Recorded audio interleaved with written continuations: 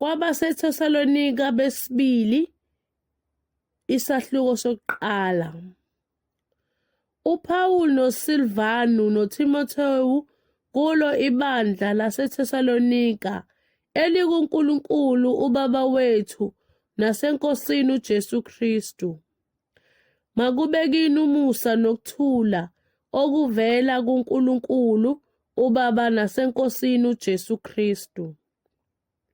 Simelwe ukumbonga njalo uNkulunkulu ngani bazalwane njengokuba kufanele, ngokuba inkolo yenu iyanda kakhulu, nothando lwenu nonke omunye komunye luyakhula, kuze kuthi thina ngokwethu sizincome ngani emabandleni kaNkulunkulu ngenxa yokukhuthazela kwenu nokukholwa ekuzingelweni kwenu konke nasezinhluphekweni enibekezela kuzo, okuyisiboniso sokwahlulela okulungileyo kukaNkulunkulu, ukuze kuthiwe ningabalungela umbuso kaNkulunkulu enihlupheka ngenxa yawo.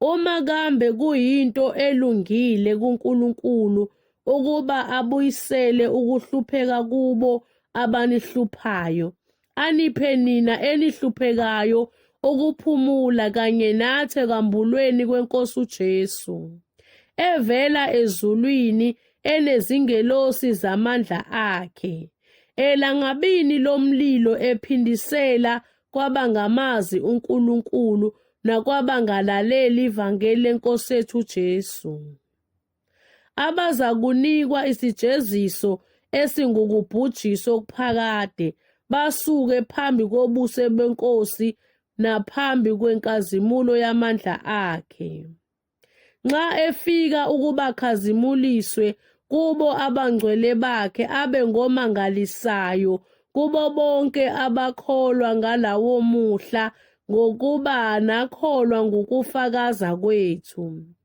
Ngenxa yalokho siyanikhulekela njalo, ukuze uNkulunkulu wethu anenze nibe ngabafanele ukubizwa kwenu, agcwalise ngamandla konke okuhle enikuthandayo nomsebenzi wokukholwa, ukuze igama leNkosi yethu uJesu likhazimuliswe kini nani kuye ngokomusa kaNkulunkulu wethu noweNkosi uJesu Kristu.